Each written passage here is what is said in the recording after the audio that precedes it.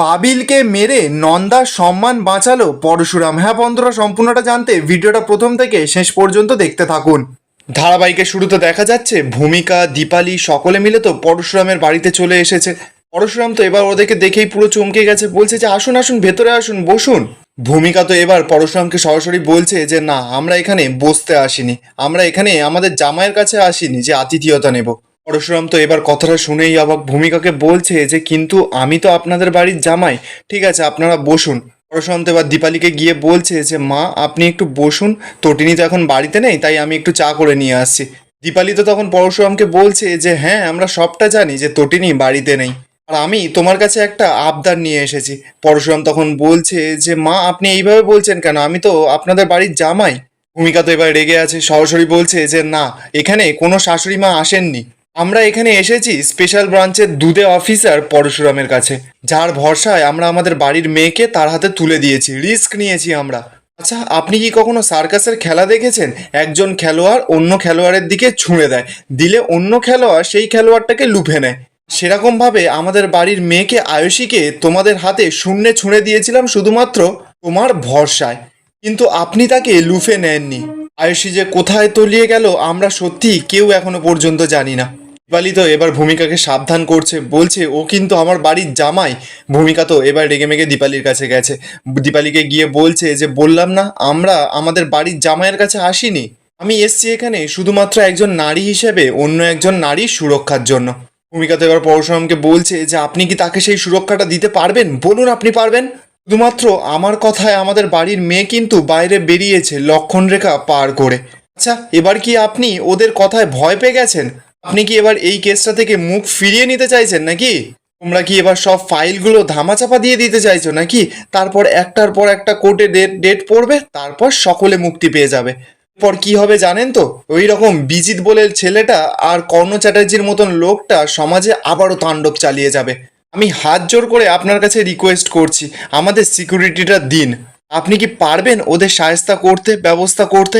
আর যদি আপনি সেটা না করতে পারেন তাহলে ওই নন্দিনী চ্যাটার্জির প্রেজেন্টেশনে না, মানে রিপোর্টার প্রেজেন্টেশনে, সেখানে আমি থাকবো আর সকল রিপোর্টারদের সামনে বলবো যে আপনি, আপনাদের ডিপার্টমেন্ট সকলে খুব অপদার্থ, আপনারা চুরি পরে ঘুরে বেড়ান, বুঝেছেন? আপনাদের সুরক্ষা না আমরা দেব, আমরা সিভিলিয়ানসরা দেব, আপনারা চুরি পরে থাকুন। আর যদি এটা করতে না পারেন তখন আমি এই কথাগুলো বলবো। দীপালি তো এবার ভূমিকাকে বোঝাচ্ছে, বলছে ভূমিকা এইভাবে কিন্তু বলতে নাই। ভূমিকা তখন চিৎকার করে পরশুরামকে বলছে যে আমার কথায় যদি আপনি হার্ড হয়ে থাকেন তাহলে আমি ক্ষমা চাইছি, কিন্তু আমি যে কথাগুলো বলেছি প্রত্যেকটা কথা ফ্যাক্ট, প্রত্যেকটা কথা আমি সত্যি বলেছি। ঠিক তখনই দেখা যাচ্ছে যে পরশুরামের ফোনে মহিতোষ মজুমদার ফোন করেছে। মহিতোষ তো ফোন করেই পরশুরামকে বলছে যে আমি পাঁচুর থেকে একটা সাইন করিয়ে নিচ্ছি যে ওকে ডিপার্টমেন্টের চাপ দিয়ে সমস্ত কিছু মিথ্যে বলানো হয়েছিল। আর নন্দাকেও তুমি একটা ফোন করে দিও, ও যতই যাই হোক ও যেন মুখ না খোলে, বাকিটা না আমি বুঝে নেব। তুমি আমাকে গলায় ফাঁস দিয়ে ঝুলিয়েছিলে না, এখন সেই ফাঁস তোমার গলায় পড়েছে। পরশুরাম, 24 ঘন্টার মধ্যে না আমার সাসপেনশন উঠে যাবে আর আমি এই ডিপার্টমেন্টেই জয়েন করব, আই প্রমিস। হ্যাঁ, সৌরভও কিন্তু আমার পাশে আছে, তোমরা সকলে সপরিবারে এসো, তোমাদের সকলকে আমি ট্রিট দেব। এই বলেই তো মহিতোষ ফোনটা কেটে দেয়। আর তো সেখানে মহিতোষের অফিসে তটিনী চলে গেছে। তটিনীকে দেখেই তো মহিতোষ পুরো চমকে গেছে। মহিতোষ তটিনীকে বলছে যে ভালো থাকবেন, একটা চাল সমস্ত কিছু এলোমেলো করে দিল তো, আর কালকে সকালে স্বমহিমায় আমি এই অফিসে ফিরে আসব। এই বলেই তো মহিতোষ ওখান থেকে চলে যায়। সৌরভ এবার তটিনীকে বলছে যে আমি তো পরশুরামের মুখোমুখি একদিন হবই, আর ওকে আমি মারবো, আপনার সামনেই মারবো, এমন মার ওকে মারবো না যে আপনি ভাবতেই পারছেন না। তটিনী তখন সৌরভকে সরাসরি বলছে যে নিজের সীমার মধ্যে থাকুন, পরশুরামের না বাঘের থাবা, ওই থাবার মধ্যে যখন পড়ে যাবেন তখন মেরে পুরো গুড়িয়ে দেবে। আর হ্যাঁ, ঘড়ির কাঁটা কিন্তু ঘুরছে, ওই কাঁটা যতক্ষণ ঘুরবে না ততক্ষণ মুভমেন্ট শিফট হতে থাকবে। পরশুরাম কিন্তু এই ফিল্ড থেকে পালাবার লোক নয়, ও কিন্তু কখনো গিভ আপ করবে না, ও ব্যাক করবেই, হি উইল বি ব্যাক। কিন্তু ঘুরে দাঁড়াবে, হাল বাদ ঘুরে দাঁড়াবে। অপরদিকে দেখা যাচ্ছে বাবিল আর সৌরভ মিলে তো চলে গেছে নন্দার বাড়িতে।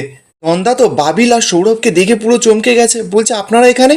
সৌরভ তো এবার সরাসরি নন্দাকে বলছে যে বাইরে গাড়ি দাঁড় করানো আছে, চলো একটু ঘুরে আসি। নন্দা তো এবার সৌরভের কথা শুনে ভয় পেয়ে যায়, বলছে ঘুরে আসি মানে কোথায় ঘুরে আসি? সৌরভ তখন নন্দাকে বলছে যে চলো একটু বাইরের হাওয়া খেয়ে আসি, একটু ক্যাফে ট্যাফেতে গিয়ে ঘুরে আসি। ও তুমি তো আবার কফি টফি এইসব কিছু খাও না, তাহলে না হয় রাস্তার ধারে ওই ঝালমুড়ি ফুচকা এইসব না হয় খাবো। নন্দাতে এবার রেগে মেগে চিৎকার করছে, বলছে কি বলতে চাইছেন আপনি, কি বলতে চাইছেন? পাবিল তো এবার গিয়ে নন্দার উপর চিৎকার করছে, বলছে এই একদম চুপ করে থাক, চল আমাদের সঙ্গে এক্ষুনি। নন্দা তো অবাক, বলছে কোথায়?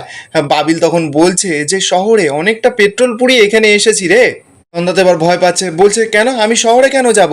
বাবিল তখন বলছে কেন যাবি, তোর বাপ ডেকেছে, তোর বাপ। খুব তো সারাক্ষণ করতিস পরশুরাম পরশুরাম, চল এবার তোর বাপ ডেকেছে পরশুরাম। দেখ তুই যে স্টেটমেন্টগুলো দিয়েছিলিস না, সেগুলো তোকে জোর করে দেওয়ানো হয়েছিল, তোকে খুন করার হুমকি দেওয়া হয়েছিল, তোর পেছনে লোকাল গুন্ডা লাগিয়ে দেওয়া হয়েছিল, একটা অসহায় নারীকে ভয় দেখিয়ে ওই স্টেটমেন্টগুলো নেওয়া হয়েছিল, বুঝলি? তাই তুই ভয় পেয়ে এই স্টেটমেন্টগুলো দিয়েছিলিস, এইগুলোই ওখানে গিয়ে বলবি, চল এক্ষুনি।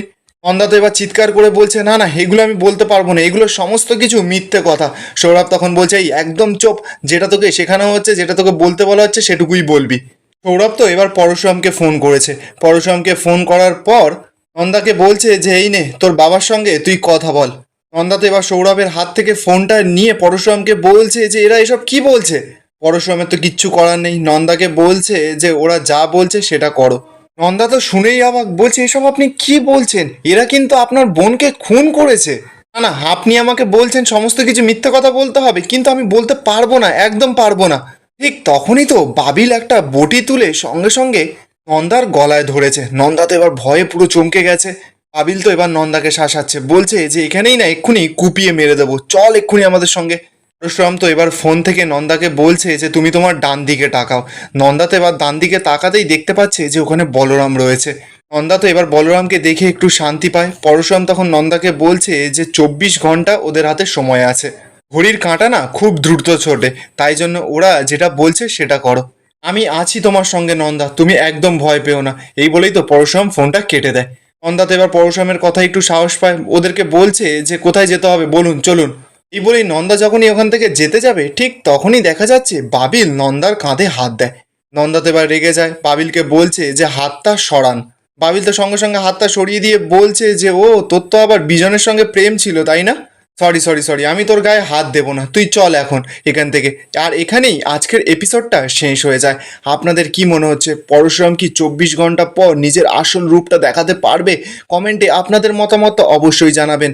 আর ভিডিওটা ভালো লেগে থাকলে চ্যানেলটা সাবস্ক্রাইব করে যাবেন।